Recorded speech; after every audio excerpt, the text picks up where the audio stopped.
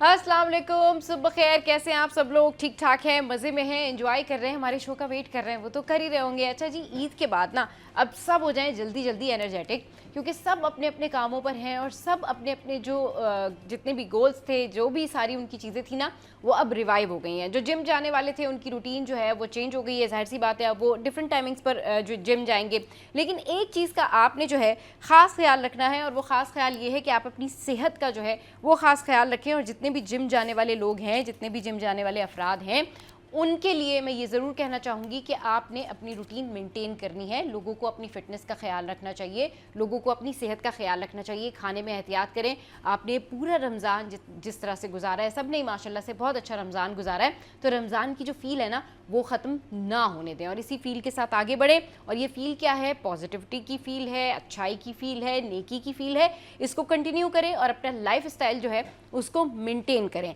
अच्छा जी, अब कुछ आ जाते हैं कि क्या कुछ हो रहा है, क्या हैपनिंग्स हो रही हैं। तो जी, कल की बड़ी हैपनिंग्स और आज तक की बड़ी हैपनिंग्स ये कि आपको तो पता ही है कि जो ओवरऑल पूरी दुनिया में सिचुएशन बनी हुई है, उसमें पाकिस्तान जो है वो मरकज़े निगाह है। मतलब अगर पूरी दुनिया एक तरफ, पाकिस्तान एक तरफ, तो ये कहना बिल्कुल गलत नहीं होगा, क्योंकि सबकी नज़रें जो हैं वो पाकिस्तान पर ही होती हैं। और इसी हवाले से अब मीडिएशन का किरदार अदा करने की पेशकश की है हमारे प्राइम मिनिस्टर ने। तो अमरीकी सदर ट्रंप ने वज़ीर आज़म शहबाज शरीफ का बयान सोशल मीडिया पर शेयर कर दिया है। और अमरीकी सदर डोनाल्ड ट्रंप ने वज़ीर आज़म शहबाज शरीफ का जो बयान है अपने सोशल मीडिया अकाउंट पर शेयर किया। और प्राइम मिनिस्टर शहबाज शरीफ का बयान अमरीकी सदर ट्रंप ने ट्रुथ सोशल पर बग़ैर किसी कैप्शन के भी शेयर किया है। और वज़ीर आज़म ने समाजी राब्ते की वेबसाइट पर जारी अपने बयान में कहा था कि पाकिस्तान जारी बहरान के ख़ात्मे के लिए बामकसद मुज़ाकरात की मेज़बानी के लिए तैयार है। और ये जो बयान है उनका, ये ट्रंप ने जो है वो एक्स पर शेयर कर दिया। अच्छा जी, अभी आगे बढ़ते हैं और आपको बताते हैं कि जी मौसम की क्या सूरत हाल है, मौसम कहाँ तक पहुँचा। लेकिन उससे पहले शहर कैद की ओवरऑल सूरत हाल की जो क्राइम है वो क्या रहा। तो क्राइम की जो रेशो है, क्राइम की जो सूरत हाल है ओवरऑल, वो मैं आपके साथ में जो है वो शेयर करने जा रही हूँ कि कहाँ कहाँ कितनी कितनी गाड़ियाँ जो हैं वो छिन गई, कहाँ कहाँ स्नैचिंग हुई। तो ये कुछ इस तरह से है कि शहर में रात गए मुख्तलिफ ट्रैफिक हादसात में बच्चे समेत जो है वो 2 अफराद जाँ बहक हुए। ट्रैफिक हादसात कोरंगी और जहांगीर रोड पर पेश आए, जबकि हादसात में 35 साला तलहा और 6 साला हसनैन भी शामिल है। दूसरी जानिब लांडी पुलिस का मुबैना पुलिस मुकाबला भी हुआ। पुलिस मुकाबले में 2 डाकुओं को जख्मी हालत में गिरफ्तार किया गया। डाकुओं के कब्जे से असला और मसरूका सामान भी जो है वो बरामद कर लिया गया है। तो ये रही जी सिटी सिचुएशन। अच्छा जी, आगे बढ़ते और अभी आपको बताते हैं कि जी क्या कुछ हो रहा है मौसम में। मौसम महकमा मौसमियात जो है वो अलर्ट पे अलर्ट जारी कर रहा है और कराची वाले भी होशियार हो जाएं, क्योंकि अब यही कहा जा रहा है कि 26 से लेके मैक्सिमम 29 तक जो बारिश है ना जी, उसके इम्कानात हैं, बारिश हो सकती है। अलर्ट भी जारी कर दिया गया है। तो ये कुछ खबर इस तरह से है कि मुल्क भर में मूसलाधार बारिश और पहाड़ों पर बर्फबारी का जो है वो इम्कान जाहिर किया गया है। इस हवाले से एनडीएमए ने जो है वो अलर्ट जारी किया है।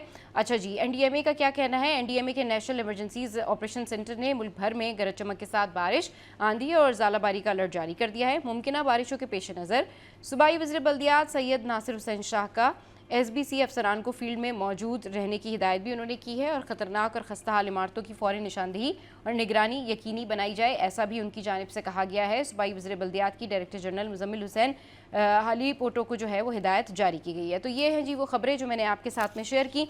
अब आ जाते हैं और आपके साथ में शेयर करते हैं कि जी ख़वातीन को क्या प्रॉब्लम्स होती हैं, ख़वातीन के क्या मसाइल होते हैं। ख़वातीन के मसाइल में जो है सर्वाइकल पेन यानी गर्दन का दर्द जो है वो बहुत ज़्यादा अब कॉमन है और हर कोई जो है वो इस हवाले से कंप्लेन करता है। तो गर्दन का दर्द क्यों होता है और गर्दन के दर्द को आप कैसे दूर कर सकते हैं, इस हवाले से मैं आपके साथ में जो है आज फैक्ट्स शेयर करती हूँ। और ये फैक्ट्स ये हैं कि जो लोग बहुत हैवी हेयर स्टाइलिंग करते हैं, जिनके ख़वातीन के बाल बहुत लंबे होते हैं और वो उनको अपनी गर्दन के ऊपर बहुत टाइम तक जो है वो कैरी करके रखती हैं, उनको भी सर्वाइकल पेन हो सकती है। स्ट्रेस जो है, सेकंड कॉज इसका स्ट्रेस है। स्ट्रेस की वजह से भी ज़्यादातर ख़वातीन को सर्वाइकल पेन होती है, क्योंकि मसल जो हैं बहुत ज़्यादा टाइट हो जाते हैं। फिर देर तक डेस्क पर बैठना, मोबाइल फ़ोन का ज़्यादा इस्तेमाल, ये सब चीज़ें जो है वो आपके मसल्स के खिंचाव का बायस बनती है और इस वजह से आपको चक्कर आते, सर्वाइकल पेन होता है। अच्छा जी, और ऑस्टियोपोरोसिस का शिकार जो लोग हैं, हार्मोन इम्बैलेंस जिन ख़वातीन के हैं, उनको होती है गर्दन में तकलीफ़। अब आप इसके लिए क्या कुछ कर सकते हैं? इसके लिए आप अपनी रूटीन जो है वो मैनेज कर सकते हैं। इसके लिए आप अपनी रूटीन बेहतर कर सकते हैं और आप उन तमाम हैबिट से छुटकारा पा सकते हैं जो कि आपकी आम ज़िंदगी की रूटीन है, आपकी आम लाइफ की रूटीन है। और वो क्या है? आप अच्छी एक्सरसाइज कर सकते हैं, आप मोबाइल फ़ोन का इस्तेमाल कम कर सकते हैं, आप बहुत ज़्यादा स्ट्रेस से दूर रह सकते हैं। इसके अलावा जो है वो आप वो चीज़ें खाएँ पिएँ जो कि हेल्दी हैं, नींद अच्छी लें, वज़न उठाना छोड़ दें। बहुत ज़्यादा अगर हैवी एक्सरसाइज कर रहे हैं, कुछ ख़वातीन ऐसी होती हैं जो कि घर में भी बहुत ज़्यादा काम कर रही होती हैं, हैवी वर्क कर रही होती हैं, सबसे ज़्यादा जो कॉमन कॉज आ जाता है ना उसमें ये आता है, जो पानी की जो बॉटल्स होती है भारी भारी वो उठाकर रख रही होती है, तो आपने उससे बचना है। लाइफस्टाइल आपने अपना अच्छा मेंटेन करना है, अच्छी नींद लेनी है, स्ट्रेस से बचना है। और अगर आप देखें कि अगर बहुत ज़्यादा आप जो है वो एक्सरसाइज कर रहे हैं, या आपके बहुत ज़्यादा हैवी बाल हैं जिनको आप बिल्कुल अपने पीछे गर्दन के ऐसे रखते हैं, तो उसका पोजीशन आप चेंज कर सकते हैं। आप उसके साथ कोई और हेयर स्टाइलिंग भी कर सकते हैं। That is it. ये हो गया है जी, हमने आपको बताया कि सर्वाइकल पेन जो है उसकी क्या वजूहत है और इससे कैसे बचा जा सकता है, क्या प्रिवेंशन है। और अगर किसी को सर्वाइकल पेन हो जाता है और सीवियर हो जाता है तो फिर ज़ाहिर है आपने डॉक्टर के पास जाके डॉक्टर को चेक कराना है। चलिए जी, ये हो गई ढेर सारी बातें, मौसम का हाल हो गया और दीगर जो है बहुत सारी बातें रहती भी हैं, लेकिन वो करेंगे एक ब्रेक के बाद। तो आपने कहीं नहीं जाना, हमारे साथ। Welcome back. तो भाई अब कुछ बात कर लेते हैं मरीन लाइफ के हवाले से। अब कुछ बात कर लेते हैं कि हमारा जो समंदर है हम उसे कैसे महफूज बना सकते हैं। और इस बारे में हम बहुत दफ़ा बात कर चुके हैं कि समंदर को किस तरह से महफूज बनाएं, जो आबी हयात है उनको किस तरह से महफूज बनाएं। जो आप देखते हैं कि सुपरफिशली लोग जाते हैं, सी पे जाते हैं और जिस तरह की वो वहाँ पर गंदगी करके आते हैं वो कितनी ज़्यादा हार्मफुल है। बॉटल्स फेंक रहे हैं, कचरा फेंक रहे हैं, प्लास्टिक कितना हार्मफुल है। इन सारी बातों के लिए हमें ज्वाइन किया है मौज़म साहब ने, मौज़म अंकल ने। बहुत शुक्रिया, आपने अपना कीमती वक्त हमारे लिए निकाला। कैसे हैं आप? ठीक ठाक हैं? हाँ, शुक्रिया, बहुत बहुत अल्लाह का करम है, आपकी दुआएं हैं। जी जी। अच्छा अंकल, हम इस हवाले से ज़रूर बात करेंगे कि मरीन लाइफ की क्या स्पेशलिटी है, कितनी अहम है, लेकिन सबसे पहले हम बात कर लेते हैं कि ये जो हमारी एक सी लाइफ है, जो समंदर की जो आबी हयात है, इसको ज़िंदा रहने के लिए ज़ाहिर सी बात है बहुत सारी ऐसी चीज़ें चाहिए होती हैं, लेकिन उसमें जो इंसानों का अमल दखल है, जिस तरह पर वहाँ पर पोल्यूशन होती है, जो वहाँ पर आपको प्लास्टिक की चीज़ें नज़र आ रही होती हैं, उसके हवाले से बताएं और थोड़ा सा इसको ना तफसीली बताइएगा कि इसके लिए क्या करना चाहिए और क्या नहीं करना चाहिए। कैसे प्रोटेक्ट करें समंदर को, कैसे प्रोटेक्ट करें आबी हयात को। पहली बात तो ये कि अल्लाह ताला ने हमें समुंदर, बहुत खुशकिस्मत है ये नेशन के, इसके पास एक वास्ट और बहुत ही प्रोडक्टिव समुंदर अवेलेबल है, जिसमें मरीन लाइफ की डाइवर्सिटी इतनी है कि इसमें छोटे से छोटे माइक्रोस्कोपिक एनिमल से लेकर वेल तक सारे एनिमल्स मिलते हैं और इंसान उसे इस्तेमाल भी करता है। हमारी एक बहुत बड़ी माहीगीरी जो है वो डिपेंडेंट है समुंदर और उसके रिसोर्सेज पर, लेकिन इंसान का दखल जो है वो समुंदर में बढ़ता ही जा रहा है। पहली बात तो ये है कि कराची जैसा बड़ा शहर जो कि एक मेगालोपोलिस सिटी है, इसका पोल्यूटेंट जो है, इसमें सॉलिड वेस्ट है, लिक्विड वेस्ट है, वो सारा अनट्रीटेड समुंदर में जाता है। 500 मिलियन गैलन समुंदर में जो अनट्रीटेड वेस्ट डेली जो एंटर हो रहा है वो एक बहुत तबाहकुन चीज़ है। इसके अलावा कराची जैसा शहर है जहाँ पे तकरीबन अगला ख्याल है कि 15,000 से टन से ज़्यादा कूड़ा पैदा होता है, जिसमें मेजॉरिटी तो गवर्नमेंट उठाती है, जो सिविल इदारे हैं उनको बाकायदा कलेक्ट करती है, लेकिन इसके बावजूद भी कूड़ा बहुत बड़ी तादाद में समुद्र में दाखिल होता है। उसमें कुछ डेलिब्रेट एक्ट भी शामिल है और कुछ जो है वो एक्सीडेंटल और इंसिडेंटल भी है, जिसकी वजह से समुद्र का माहौल पोल्यूटेड होता जाता है। जो लिक्विड और सॉलिड पोल्यूशन की इतनी बड़ी तादाद में समुद्र में एंटर होने से कराची और उसके गिर्द समुद्र की लाइफ खासी डिस्टर्ब है। वो खुशकिस्मती है कि जो हमारे माही की जो फिशिंग ग्राउंड्स हैं वो कराची से दूर हैं और वहाँ पे किसी किस्म का पोल्यूशन नहीं है, लिहाजा मछली को खाने में कोई कबाहत नहीं है, किसी किस्म की परेशानी नहीं है।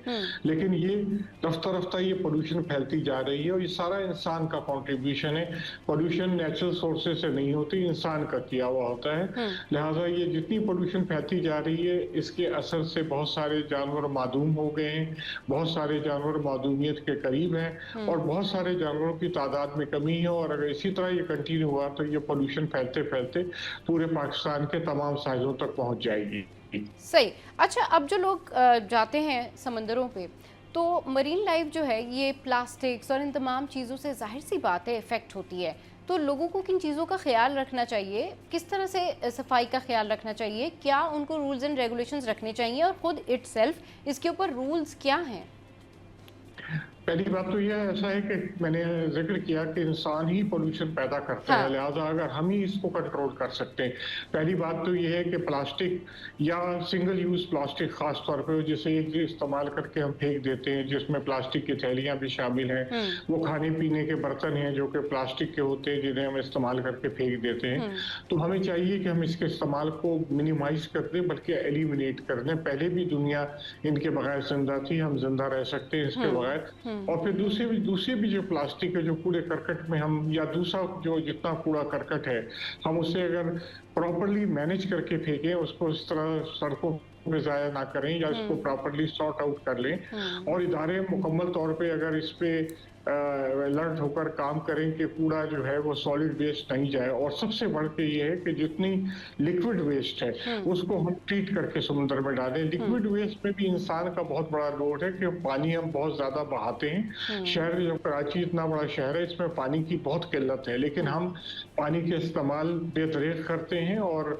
घर के मामूली कामों के लिए भी नल खुले हुए हैं, पानी बह हुँ, रहा है और इस तरह ज़ाया होता है। ये सब अल्टीमेटली पॉल्यूशन बन के समुद्र में ऐड होता है और माहौल को ख़राब करता है, मेरीन लाइफ को डैमेज करता है और फिर ये रिसोर्सेज़ हम इस्तेमाल करते हैं डायरेक्टली या इनडायरेक्टली। अगर इसी तरह हम करते रहे तो कुछ अरसे के बाद दुनिया के उन मुल्कों में जहाँ पे ये बहुत पॉल्यूशन बढ़ चुका या जिनकी वजह से उन्हें नुकसान कर लिया, हुँ, हमें चाहिए कि हम कम से कम अब इससे अवेयर हैं तो हम अलर्ट होकर इन चीज़ों को मिनिमाइज़ कर सकें। समुद्र के किनारे जाने वाले लोग जो शौकीन से जाते हैं या किसी एन्जॉयमेंट के लिए जाते हैं, उन्हें चाहिए कि वहाँ कूड़ा छोड़ के ना आएँ। हुँ, यकीनन उसको कलेक्ट करके लाया जा सकता है और प्रॉपर डिस्पोज़ किया जा सकता है। तो हुँ, इस तरह मैरीन लाइफ भी महफूज़ रहेगी और यकीनन हमारे लिए ये चूँकि बहुत बड़ी एक तरह मुबादला की भी ज़रूरत है हुँ, और इस सिलसिले में देखिए बहुत सारे इदारे काम कर रहे हैं, लोग बहुत सारे कर रहे हैं, कवानीन मौजूद हैं। हुँ, WWF की मिसाल ले लीजिए कि हम इसमें अवेयरनेस के लिए कम से कम इस वक़्त 20 साल से हम इस पे काम कर रहे हैं। सही। लोगों को बहुत अवेयरनेस कर दी गई है, ख़ास तौर पे आपने देखा होगा टर्टल बीच और जी, जहाँ जी, जी। प्लास्टिक पॉल्यूशन उससे नुकसान होता है, उसमें बहुत सारे काम किए। तो ऐसे इदारों को मिल-जुल कर लोगों के साथ अवेयरनेस को मज़ीद फैलाया जाए ताकि हम पॉल्यूशन को मिनिमाइज़ कर सकें ताकि मरीन लाइफ महफूज़ रह सके। सही, मरीन लाइफ महफूज रह सके। अच्छा, थोड़ा-सा ज़िक्र कर लेते हैं मरीन लाइफ का।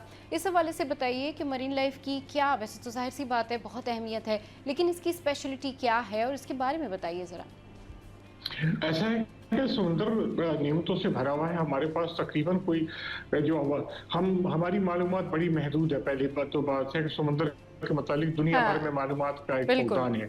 तो हमारी जो मालूमात है उसके हिसाब से तकरीबन हमारे पास तकरीबन कोई 7 से 8,000 किस्म के एनिमल्स, मरीन एनिमल्स पाए जाते हैं, हुँ, जिसमें तकरीबन 2,000 के करीब मछलियाँ या उससे रिलेटेड चीज़ें शामिल हैं।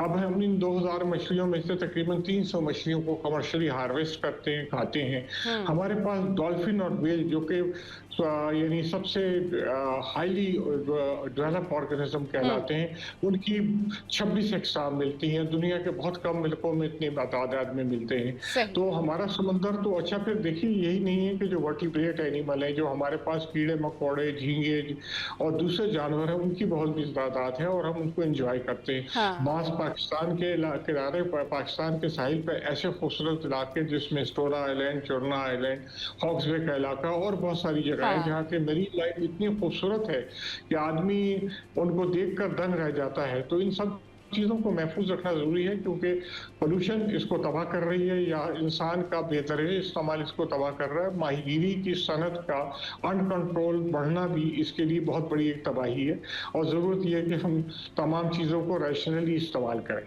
सही। अच्छा, मौसम साहब, जिस तरीके से अभी आपने बहुत डिटेल में बताया कि मरीन लाइफ में क्या-क्या चीज़ें हैं और वो इतनी चीज़ें हैं कि वो अनगिनत हैं, वो नेमतें तो इतनी हैं अल्लाह ताला की कि बस उसके ऊपर क्या कहिए। लेकिन ऐसा कोई जो है स्पीशीज़ या ऐसा कोई रीसेंट अभी आपने रिसर्च की हो या आपको पता चला हो तो ज़रूर हमसे शेयर कीजिए, मरीन लाइफ के हवाले से कुछ नया?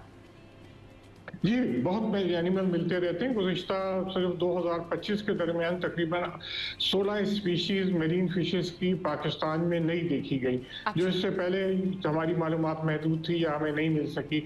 इसी तरह बहुत सारे एनिमल्स हैं जिनको हम अभी जानते भी नहीं हैं, उनके मुतालिक पता भी हुँ, नहीं है। ख़ास तौर पे जो हमारा गहरे समुंदर का इलाका है, उस में हमारी तहकीक बहुत महदूद है। सही। आपको पता है कि बैनुल-अक़वामी एक कानून बना है जिसको बीबीएनजे कहलाते हैं कि हुँ। पाकिस्तान की हदूद से बाहर भी जो एनिमल है उन पे भी हमारा हक है। हाँ। लेकिन उनकी मालूमात हमें ना होने की वजह से हम उस पे कोई बहुत बड़ा काम नहीं कर सकते, उनको महफूज़ करने के लिए नहीं कुछ कर हुँ। सकते। लिहाज़ा ज़रूरत है कि ना सिर्फ़ वो एनिमल जो हमारे साहिली इलाकों में मिलते हैं, जो हमारे गहरे समुद्रों में मिलते हैं या उस एरिया में जो पाकिस्तान की जुरिसडिक्शन से बाहर है, हुँ। उनके बारे में मालूमात में इज़ाफ़ा करें ताकि उनके तहफ़्फ़ुज़ के लिए काम किया जा सके। सही, उनके तहफ़्फ़ुज़ के लिए काम किया जा सके। ये आपने बहुत अच्छी बात की, क्योंकि ये सिक्योर करना ना बड़ा ज़रूरी है, इंश्योर करना भी जो है वो बहुत ज़्यादा ज़रूरी है। अच्छा, हमेशा मैं आपसे ज़रूर पूछती हूँ कि क्योंकि आपका इस चीज़ में बहुत एक्सपीरियंस है, आप WWF से भी ताल्लुक़ रखते हैं और आपको ज़्यादा अच्छे से पता होता है। आजकल लोग जो है वो पाकिस्तान में स्पेशली और कराचीइट्स जो हैं वो फ़िश के बड़े शौकीन हैं। तो ज़रूर बताइए कि इस मौसम में जो है वो कौन-सी फ़िश खानी चाहिए? इस मौसम में जो है वो लोगों को, अगर वो सी फूड की तरफ जा रहे हैं, तो व्हाट दे कैन प्रेफर?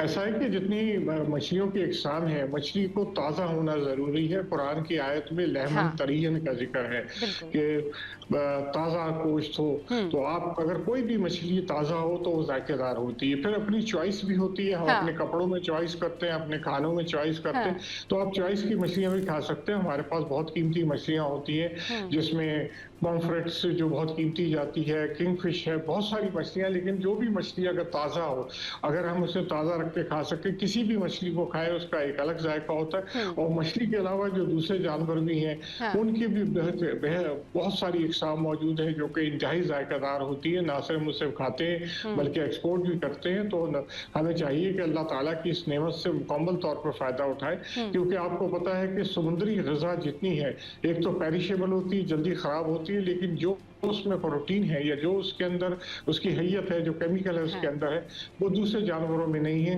लिहाज़ा आप उसको जितना खाएँगे वो आपके सेहत के लिए अच्छी है। तो लिहाज़ा अगर जिनको वज़न कम करना है, हुँ। जिनको अपनी सेहत को बनाना है, जो हार्ट के पेशेंट हैं या किसी किस्म के मर्ज़ हैं मुब्तला है, जिनको याददाश्त का मसला है, वो मछली और मछली से ये प्रोडक्ट्स को खाएँ तो इंशाअल्लाह उनको फ़ायदा होगा और अल्लाह ताला की नेमतों पर खाकर शुक्र अदा करें, क्योंकि अल्लाह ताला ने हमें ये नेमतें दी हैं। हम बहुत खुशकिस्मत हैं कि हम इतने रिच समुंदर के साथ मौजूद हैं। बिल्कुल, बहुत शुक्रिया मौसम साहब, हमारे शो के लिए वक्त निकाला। और बिल्कुल ठीक कह रहे हैं कि ये जो अल्लाह ताला ने हमें नेमतें दी हैं ना, ज़रूर इस पर हल्का शुक्रगुज़ार होना चाहिए। और फ़िश एक ऐसा फूड है, अगर आप इसको अपनी डाइट में शामिल करते हैं, ये आपकी आँखों के लिए बहुत अच्छा है, ये आपके ब्रेन के लिए बहुत अच्छा है, आपके हाफ़्ज़े के लिए बहुत अच्छा है, यानी मेमोरी के लिए बहुत अच्छा है। तो अच्छी डाइट कंटिन्यू करें और अच्छी चीज़ें जो हैं वो खाने का शौक़ रखें। चलिए जी, यहाँ वक्त एक ब्रेक का, ब्रेक के बाद वापस आएँगे, फिर मिलवाएँगे आपको एक ज़बरदस्त पर्सनैलिटी से। और ये कौन है जानेंगे। Welcome back. तो भाई आज बात करते हैं कि हम सबकी लाइफ में एक मसला है और वो है गुस्सा, वो है एंगर इश्यूज़। अब जो लोग एंगर मैनेजमेंट सीख जाते हैं या जिनको गुस्से पे काबू रखना आ जाता है, वो बहुत ज़्यादा फ़ायदे में रहते हैं। उसके उनको 3 फ़ायदे होते हैं, इमोशनली भी वो फ़ायदे में रहते हैं, फिर उनका झगड़ा भी किसी से ज़्यादा नहीं बढ़ता और मेंटली वो पीसफुल रहते हैं। क्योंकि गुस्से के वक्त अगर आप अपने गुस्से पर काबू पाना सीख लें तो ये सबसे बड़ी बहादुरी है। मतलब सबसे ब्रेव इंसान वही है, सबसे कामयाब इंसान वही है जो अपने गुस्से पे कंट्रोल कर ले। अच्छा, बहुत सारे लोग होते हैं जिनके अंदर ये इश्यूज़ होते हैं कि उनको गुस्सा आता है और इतना गुस्सा आता है उनको समझ नहीं आता कि भाई जो उनका दिल करता है वो सामने वाले के साथ बिहेवियर रखते हैं। ये तो हो गया जी एंगर इशू, लेकिन इसके अलावा इसके बैकग्राउंड में बहुत सारी ऐसी चीज़ें होती हैं जिस वजह से वो यहाँ तक पहुँचते हैं कि वो किसी पर गुस्सा करते हैं, किसी के बारे में बुरी बात करते हैं, इतने ज़्यादा हाइपर एक्टिव हो जाते हैं कि कुछ लोग चीज़ें भी तोड़ने लगते हैं। और ऐसा बहुत दफ़ा जो है कुछ बच्चों में भी देखा जाता है, कुछ जो जेनज़ीज़ हैं वो भी आपको इस तरह के अब नज़र आएंगे कि वो तोड़ फोड़ भी कर देते हैं। तो अगर आपका गुस्सा इस लेवल तक जा रहा है या आपको अपने गुस्से पे कंट्रोल नहीं है, तो इसके बैकग्राउंड में आपकी जो पास्ट लाइफ है ज़रूर उसमें कोई ना कोई प्रॉब्लम हो सकती है। या ये हो सकता है कि आपने जो आपका ग्रो अप होता है वही इस तरह के एटमॉस्फेयर में हो कि आपको शायद सब्र नहीं हो रहा हो आपसे, या आपसे एंगर मैनेजमेंट नहीं हो रही हो, या फिर इसमें एक रिस्पेक्ट का भी एलिमेंट होता है कि अगर हमें बचपन से ये बात पता होती है कि हाउ टू रिस्पेक्ट अदर्स, तो उस वक्त भी बहुत सारी चीज़ें बेहतर हो जाती हैं। लेकिन आजकल ये जो एंगर इश्यूज़ हैं, आजकल ये जो बहुत सारे ऐसे प्रॉब्लम्स हैं जो कि दिमागी प्रॉब्लम्स हैं, लोगों की अपने खुद के बनाए हुए प्रॉब्लम है, ऑल्दो वो बीमार नहीं है लेकिन वो हैबिचुअल हो गए हैं इस माहौल में रहने की, उनको आदत पड़ गई है। इस हवाले से बात करेंगे कि ये सारा जो एंगर मैनेजमेंट है ये कैसे किया जा सकता है, गुस्सा क्यों आता है, गुस्से को कैसे काबू करें, गुस्से के वक्त क्या करें इंसान कि उसका गुस्सा कम हो जाए। यूजुअली तो यही होता है कि जी वहाँ से अगर आप जिस जगह मौजूद हैं वहाँ से चले जाएं, या फिर अगर आप बैठे हैं तो खड़े हो जाएं, पानी पी लें एंड ऑल दैट। बट इसके मेडिकली और साइंटिफिकली जो है इसको कैसे ओवरकम किया जा सकता है, इस पर बात करने के लिए उरूसा मोसिर माइंड ट्रेनर हमारे साथ मौजूद हैं। अस्सलाम वालेकुम उरूसा, कैसी हैं आप? वालेकुम अस्सलाम। मैं ठीक हूँ अल्हम्दुलिल्लाह। आप बताइए, आप मैं कैसी हैं? बिल्कुल ठीक ठाक। अब देखें जी, ईद के फ़ौरन बाद हम बात कर रहे हैं कि जी गुस्से को कैसे कंट्रोल करें। तो जी उरूसा, बिल्कुल। कैसे कंट्रोल करें गुस्से? देखिए, गुस्सा पहले तो ये समझना है आता क्यों है। गुस्सा तब आता है जब भी हमारे मिजाज के खिलाफ कोई बात हो रही होती है। अ, या तो ये होता है या अपनी ही अंदर कोई फ्रस्ट्रेशन हो रही होती है जिसकी वजह से गुस्सा आता है। आप आए दिन हम देखते हैं, कभी बल्कि अभी रमजान में हमने देखा होगा रोडों पे लोग झगड़े कर रहे हैं। क्यों झगड़े कर रहे हैं? हालांकि लगी कुछ हुआ नहीं है, लेकिन फिर भी out of frustration, out of anger, दुनियावी हालात जो हो रहे हैं उस वजह से भी। फिर आप इनके बच्चों में ये चीज देखते हैं। अच्छा, अब हैरत की बात, बच्चों में ये चीज क्यों पाई जा रही है? सही। रिसर्च ये हमें ये बताती है कि जो क्योंकि ये जो जनरेशन है, ये अल्फा और बीटा जनरेशन और ये मजीद जनरेशन जो अब आ भी रही है, ये पैदा ही इस पे डिवाइसेस पे हो रही है। ये अपने इर्द गिर्द देख रहे हैं, इतनी आर्टिफिशियल इंटेलिजेंस, इतनी मशीनरी, इतना मोबाइल, हर चीज पे जो है मदर फादर जो है वो एक डिवाइस आगे कर देते हैं अगर बच्चा रो रहा होता है। बच्चा जो है ना अपने अंदर ही अंदर वो जो सोशल स्किल्स है ना वो उसकी वीक होती जा रही है कि इंसान के साथ दूसरे इंसान का इंटरेक्शन कैसे होना चाहिए। इमोशनली जो इमोशनल इंटेलिजेंस हम नाम बाजुकात लेते हैं बार बार कि इसमें हमें महारत हासिल करनी चाहिए, क्योंकि सोशल स्किल्स है ही नहीं अब, क्योंकि इंसान का इंसान के साथ इंटरेक्शन नहीं है। तो किस तरीके से आप एक बच्चा किस तरीके से सीखे कि एंगर को मैनेज कैसे करना है? वो तो मशीन से सीख रहा है जो सीख रहा है। वो इतना बच्चा लोनली हो गया है, इतना अलग हो गया है उस सोशल स्किल्स या सोशली इंटरेक्शन से कि अब उसको बाजों का जो इमोशंस है किस तरीके से मैनेज करनी है वो नहीं आ पा रही है। तो तीसरी चीज हम ये देखते हैं कि अगर एक बच्चा अपने माहौल में, अपने इन्वायरमेंट में ये देख रहा है कि मेरी माँ, मेरे बाप या मेरे बहन भाई जो है वो कोई भी मसला होता है वो भी चीखते हैं, वो भी गुस्सा करते हैं, तो वो क्या सीख रहा है? वो यही सीख रहा है कि मतलब इसी तरीके से जवाब देना चाहिए। या तो हमारे इर्द गिर्द एक माहौल है में ऐसा हो कि कोई हमारे मिजाज के खिलाफ या कोई ऐसी बात हो रही हो तो हमने उसको किस तरीके से मैनेज करना है। तो या तो हम वो देखें कि मेरी माँ, मेरे बाप या मेरे इर्द गिर्द लोग किस तरह हैंडल कर रहे हैं, लेकिन बच्चा सीख ही वो ही रहा है। अब जाहिर है बच्चा सीख रहा है तो अब बड़े होके बात वो वही है ना वैसे ही उरुसा करेगा। के, अब अगर फैमिलीज में वो यही सीख रहा है, अपनी फैमिली में उसने यही देखा है कि सब गुस्सा कर रहे हैं, सब एक दूसरे से बदतमीजी कर रहे हैं, तो वो जाहिर सी बात है वही चीज़ फिर वो बाहर भी अप्लाई करेगा। तो ग्रूमिंग का कितना बड़ा ताल्लुक है, घर की तरबियत का कितना बड़ा ताल्लुक है, फिर उसके बाद आएंगे कि उसके पास्ट में कोई ट्रॉमा रहा हो अब या यही उसकी कोई देखिए आप, गैदरिंग ऐसी हो। बिल्कुल। तब आप यही देख लें कि पहले कितने घरों में दस्तरखान बिछते थे या डाइनिंग टेबल पे एक मील कम से कम ऐसा होना चाहिए जिसमें सब मिल के बैठे हों और सारे दिन की जो भी एक्टिविटीज हो या जो भी आपके दिल में बात हो वो आपस में फैमिली आपस में करें। लेकिन अब क्या, सब अपने अपने कमरे में होते हैं। अब मकान और घर बड़े ले लिए हैं लेकिन इंटरेक्शन कम से कम हो गया है। हालांकि इतना ज्यादा जब होना चाहिए आजकल के वक्त में तो और अच्छा होना चाहिए, एक ताल्लुक और एक बॉन्ड और स्ट्रांग होना चाहिए, बिकॉज हर कोई अपनी अपनी जिंदगी जो है एक छोटे सी डब्बे यानी डिवाइस में उसने बसर कर लिया है। इसी में ही उसकी सारी इंटरेक्शन है, इसी में ही तमाम उसकी यादें हैं। देख लेना तस्वीरें, फिर आपकी सोशल मीडिया, सब कुछ कनेक्शन इसी डब्बे में है। लेकिन जो एक्चुअल प्रेजेंट लोग हैं आपके इर्द गिर्द, उससे तो इंटरेक्शन करें। बल्कि कई ऐसे कैफेज हैं, अब तो पाकिस्तान में भी कुछ जगह पे देखती हूँ कि वो लिखते हैं कि जी यहाँ पे मोबाइल अलाउड नहीं है, मोबाइल इस डब्बे में डालिए और जो आपके सामने शख्स है उससे गुफ्तगू कीजिए। हाँ, इससे ना फ्रस्ट्रेशन सही। कम होती है, एंगर कम होता है इससे, ये कोई हाँ, बिल्कुल छोटी सही बात कह रहे नहीं हैं। है। सही। आपका जो अंदर नफ्सियात है जिसमें आप बहुत सारी चीजों से या तो बददिल हुए हुए हो, बेजार हुए हुए हो, फ्रस्ट्रेटेड हुए हुए हो, हुँ, you feel good when you interact with people around you. सही। आखिरकार आखिरकार हम जो कहते हैं इंसान, या इंग्लिश में कहते हैं ह्यूमन बीइंग। जी। तो क्यों कहते हैं ह्यूमन बीइंग? हाँ, ह्यूमन बीइंग इसलिए कहते हैं क्योंकि ह्यूमन इंसान, बीइंग यानी कि बीइंग का ताल्लुक बीइंगनेस से है। मेरा और आपका एक ताल्लुक है, हाँ। राइट?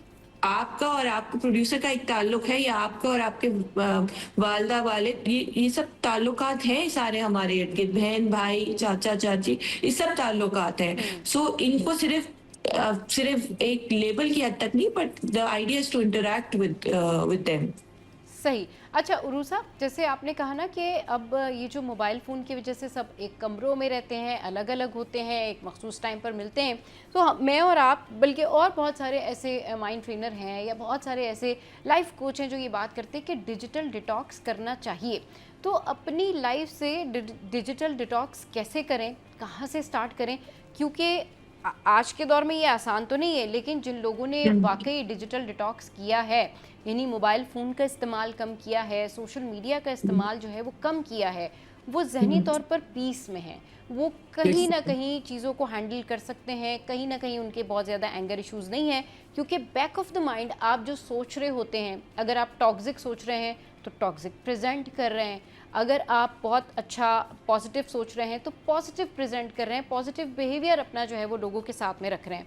तो ये कहाँ से स्टार्ट करें और ये कैसे स्टार्ट करें डिजिटल डिटॉक्स? देखिए, बहुत खूबसूरत बात की आपने। एक तो आपकी सेकंड वाली का पहले जवाब देती हूँ, फिर पहले वाले का बाद हाँ। में। देखिए, जो आपकी जो इंटरनल कम्युनिकेशन है ना, मतलब यानी कि मैं अपने आप से कैसे गुफ्तगू करती हूँ, अगर मैं किसी से बात करने से पहले यही सोच लूं यार आगे वाला बंदा ही सही नहीं है, आगे वाला बंदा ही खराब है, तो मेरी एक्सटर्नल कम्युनिकेशन यानी जो गुफ्तगू मैं उस शख्स से कर रही होंगी वो एक्चुअली मुतासिर होगी। मतलब मेरी बॉडी लैंग्वेज में दिखेगा कि ये I don't like that person. अच्छा, अब बात आती है डिजिटल डिटॉक्स की। डिजिटल डिटॉक्स बहुत आसान है, इतना कोई इसमें कोई साइंस नहीं है। डिजिटल डिटॉक्स सिर्फ ये मकसद है, मतलब है इसका कि आप अपनी जात से कुछ वक्त जो है डिजिटल डिवाइसेस से थोड़ा सा दूर रहें, Right. डिटैच रहें, थोड़ा सा दूर रहें, ताकि आप अपने आप से कनेक्ट कर पाए। सो बेसिकली व्हाट हम कर क्या रहे हैं, हम डिवाइसेस से डिस्कनेक्ट कर रहे हैं और अपने आप से कनेक्ट कर रहे हैं। इससे बेहतरीन और सिंपल मायने में नहीं इससे बयान कर सकती। देखें, आप कैसे कर सकते हैं, आप कैसे ऐसे कर सकते हैं कि मिसाल के तौर पे हफ्ते में एक दिन कर लें, चलें शुरुआत कम से कम सिंपल से शुरू करें, फिर आगे बढ़िएगा। इतवार का दिन होता है, इतवार वैसे ही हम कम से कम इंटरेक्शन करते हैं लोगों से, लेकिन बाजू का देखें उसमें भी हम स्क्रॉल कर रहे होते हैं, सोशल मीडिया देख रहे होते हैं कि क्या हो रहा है दूसरों की जिंदगियों में, क्या क्या नई चीजें खुली हैं, अब क्या ऑल ऑफ दिस थिंग। तो उस टाइम इतवार वाले दिन 1 से 2 घंटे निकाल लें। पहले तो इस तरह शुरू करें, 1 से 2 घंटे निकालें, अपना मोबाइल खोल दें आप अपने ड्रॉर में, फिर आहिस्ता आहिस्ता इन घंटों को बढ़ाएं। कोशिश करें पूरा एक दिन एटलीस्ट सुबह से लेकर शाम तक या रात तक आप मोबाइल यूज ही ना करें, और फिर देखें ये आपको कितना फर्क पड़ रहा है। फिर आहिस्ता आहिस्ता अब बाकी दिन लोगों के क्योंकि काम होते हैं, तो कम से कम घर आके कुछ ऐसे मखसूस आपका वक्त हो 1 से 2 घंटा जिसमें आपने अपने ड्रॉर में रखा हुआ हो उसको, मोबाइल को, and you not bothered by it कि क्या है क्या नहीं, अनटिल अनलेस अब तो फीचर्स आ गए हैं सब मोबाइल में, डू नॉट डिस्टर्ब वाले मोड आ गए हैं कि सिर्फ जो आपके करीबी लोग हैं, जो इमरजेंसी कॉन्टेक्ट्स होते हैं, वो राब्ता कर सकते, उनकी कॉल थ्रू हो जाएगी, लेकिन तमाम लोगों की उस मोड में नहीं होगी। इससे बेहतरीन क्या हो सकता है? अब तो आपको डिवाइसेस में ही इतनी सहूलत मिल गई है कि अपनी डिवाइसेस को इस्तेमाल कीजिए, ना कि उन डिवाइसेस को इस्तेमाल करने दीजिए अपने आप को। सही, तो बिल्कुल। ये हमारे साथ उल्टा हो रहा है, हमें हाँ। इसको दुरुस्त करना है। बिल्कुल, और ये दुरुस्त करना पड़ेगा। उसकी रीज़न ये है कि लोगों को अब अपने लिए टाइम निकालना है, लोगों को थोड़ा-सा ऑर्गेनिक लाइफ की तरफ आना चाहिए। हाँ, और बिल्कुल। ऑर्गेनिक लाइफ में वो कैसे आ सकते हैं वापस, वो किस तरीके से अपने आप को मेंटेन कर सकते हैं। सोशल मीडिया भी इस्तेमाल करते हैं, why not, social media use कीजिए, उससे आपको दुनिया भर का पता चलता है। लेकिन आपने हर चीज़ को एतदाल में यूज़ करना है। हर चीज़ का आपने, अगर आप किसी चीज़ को बहुत ज़्यादा यूज़ करते हैं तो excess of everything is bad. इस पर भी बात करेंगे, लेकिन एक छोटे से ब्रेक। Welcome back. तो बात हो रही है कि भाई अपनी लाइफ से हम गुस्से को, टॉक्सिसिटी को, नेगेटिविटी को कैसे ख़त्म करें और इसके लिए हम क्या स्टेप्स ले सकते हैं। तो इसमें उरूसा भी मुझसे बात करी थी और वो हमें यही बता रही थी कि भाई हमने सोशल मीडिया से दूर रहना है। और फिर अब आ जाते हैं टॉक्सिक लोग। अच्छा उरूसा, अब हम डिजिटल डिटॉक्स की बात कर चुके। अब क्या है जी। कि ये जो टॉक्सिक लोग होते हैं, ये जो हमारे सराउंडिंग में टॉक्सिक लोग होते हैं, जो आपकी एनर्जी भी डाउन करते हैं, आपको नेगेटिविटी की तरफ खींच लेते हैं, और खून या भी चूसते हैं। बिल्कुल सही। जी कंटिन्यू कीजिए रूसा। सही है। देखिए बाजू का तो इन्हीं टॉक्सिक लोगों की वजह से गुस्सा आता है, हाँ। एक से दूसरे को कनेक्ट करेंगे ना। अच्छा देखिए बाजू का ना हम जब टॉक्सिक लोगों की बात करते हैं, हाँ। ये सिर्फ हमारे इर्द गिर्द नहीं, हमारे मतलब मिसाल के तौर पे ये सिर्फ हमारे बाहर लोगों की बात नहीं कर रहे, कुलीग वगैरह की। बाजू का हम अपने घरों में भी देखते हैं, हाँ। सॉरी टू से, लेकिन हम अपने घरों में भी देखते हैं कि बाजूकात कुछ लोगों की पर्सनालिटी ऐसे होती है कि वो बहुत दफा नेगेटिव, हर दफा नेगेटिव होते हैं और फिर ये आपको इम्पैक्ट करने लग जाता है। सही। देखिए हमें कोशिश ये करनी चाहिए कि अपनी एक मेंटल बाउंड्री रखनी चाहिए कि अगला जो भी हो, सामने वाला, चाहे वो टॉक्सिक हो, चाहे वो क्रिटिसाइज कर रहा हो, वो रिफ्लेक्ट कर रहे हैं अपनी पर्सनालिटी, अपने आप को। वो अगर आप उसको अपने ऊपर ले लेंगे, अपने ऊपर हावी होने देंगे, तो फिर आपकी मेंटल हेल्थ खराब हो जाएगी। बाउंड्री से मेरा मतलब ये है, बाउंड्री से मतलब ये नहीं है कि कोई फिजिकल वो कोई हम दीवार खड़ी कर दें उसकी और अपने उसके। बाउंड्री से मेरा मतलब ये है, आप जहनी तौर पे इतने मुस्बत, इतने स्ट्रांग हो कि सामने वाले की बात उसकी इस तरह आपने लिया है कि बस आपने एक कान से सुना है, दूसरे कान से उसकी निकाला है। नेगेटिव एनर्जी आप तक पहुंच के आपकी पॉजिटिविटी को हाँ। खराब ना कर सके, खराब ना कर हाँ, सके सही, उसको। हाँ। मिसाल के तौर पे जैसे एंगर मैनेजमेंट में एक बहुत बेहतरीन हल और टॉक्सिक लोगों से हल करने का एक बेहतरीन नॉर्मल कैजुअल कन्वर्सेशन अगर हो रही हो, तो कोई भी कोई बात कर रहा हो ना, उसको बोले सॉरी आपने क्या कहा है, और फिर थोड़ा पॉज लीजिए। सॉरी मैं समझा नहीं, मैं समझी नहीं आपकी बात। बिल्कुल, तो उससे क्या होगा, वो जो पॉज होगा ना, वो चाहे टॉक्सिक लोग हो या उस टॉक्सिक वजह से आपको गुस्सा आ रहा हो, थोड़ा सा उस वक्त गैप लीजिए, उससे पूछिए, दोहराइए उससे बात, सॉरी आपने कहा क्या है। ठीक है, जब आप इस अंदाज से पूछेंगे ना, तो अगले को भी एकदम होगा कि अच्छा इसको शायद बुरा लगा है या फिर ये बात नहीं करनी चाहिए। एक तो ये चीज, ठीक है। दूसरा, कोशिश किया करें कि ऐसे लोगों के साथ जो रिस्पॉन्स है वो ना डिले कर दे। अब ये मैं बात कर रही हूँ दोनों सूरतों में, जब आपको गुस्सा आ रहा हो किसी की बात पे या फिर टॉक्सिक इंसान सामने हो, ठीक है, तो अपना जो भी वो गुफ्तगू करें आपके साथ, तो उस रिस्पॉन्स को थोड़ा सा डिले कर दीजिए। मिसाल के तौर पे अगर आपके सामने वाले ने कोई बात कही है, तो उस वक्त खामोश रहिए। खामोश, बाज़ औक़ात लोग इग्नोर करके भी चले जाते हैं। इस तरह आपने शुरू में बात की कि अच्छा एक काम करें, आप जो है अपना बॉडी पोस्चर ही तब्दील कर लें, बैठे हैं तो खड़े हो जाए। आप ऐसे भी कर सकते हैं, बिल्कुल बेहतरीन तरीका है ये। तो इससे अच्छी कोई बात ही नहीं है, आपने बेसिकली अपना माहौलियात पूरा वो तब्दील कर लिया, सराउंडिंग कर लिया। लेकिन उससे भी है कि आप साथ साथ जो है अपना रिस्पॉन्स किसी भी तरीके से डिले कर दें। Maybe she got a call आ गई, या आपको कहीं बाहर जाना है, या कोई इमरजेंसी है आपको, किसी ना किसी तरीके से उस कन्वर्सेशन को ब्रेक कीजिए, ताकि क्योंकि गुस्सा हम बात करें अपने लिए कि हमें ना आए, तो हमें अपने आप को पहले, कहते हैं ना जहाज में भी कहते हैं, पहले अपने आप को वो लगाइए, आप सेफ कीजिए और फिर दूसरे को पहनाइएगा सेफ्टी। अच्छा उरूसा, ये तो ठीक है, ये तो आपने जो बात की, अभी हमने पॉइंट टू पॉइंट इसको डिस्कस किया कि डिजिटल डिटॉक्स कर लें, सोशल मीडिया का इस्तेमाल कम कर दें, फिर टॉक्सिक लोगों से दूर रहें। अब एक कंडीशन इसमें, एक पर्सनैलिटी ऐसी होती है या एक कंडीशन ऐसी होती है जिसमें इंसान को ना दूसरों से या तो जेलेसी फील होती है या वो अपने आप को कमतर फील करता है। उसके नतीजे में भी आप देखें लोगों के जो मेंटल प्रॉब्लम्स होते हैं वो बढ़ जाते हैं, उनके एंगर इश्यूज बढ़ जाते हैं, जस्ट बिकॉज ऑफ दैट के अगर कोई शख्स किसी काम को नहीं कर सकता तो वो उस बारे में रेग्रेट करता है और फिर उसको गुस्सा आता है, रेदर देन कि वो अपने आप को बेहतर करे, वो अपने जो उसके क्वालिटीज़ हैं उसको पॉलिश करके आगे बढ़े। नहीं, वो दूसरों के ऊपर भी उसी तरीके से एंगर इश्यूज उसके होते हैं। और सेकंड ये कि वो अपना कॉम्प्लेक्स या वो अपने लेग्स भी ख़त्म नहीं करता। वो आपको ऐसे लोग फ्रेंडली नहीं होते, ऐसे लोगों के मेंटल इश्यूज होते हैं, ऐसे लोग अपनी नाकामियाँ या महरूमियाँ दूसरों के ऊपर निकाल रहे होते हैं। बिल्कुल। अब देखिए ये तो सारा है नजरियात का कमाल कि आप इस दुनिया को और इन लोगों को किस नजरिए से देखते हैं। हाँ।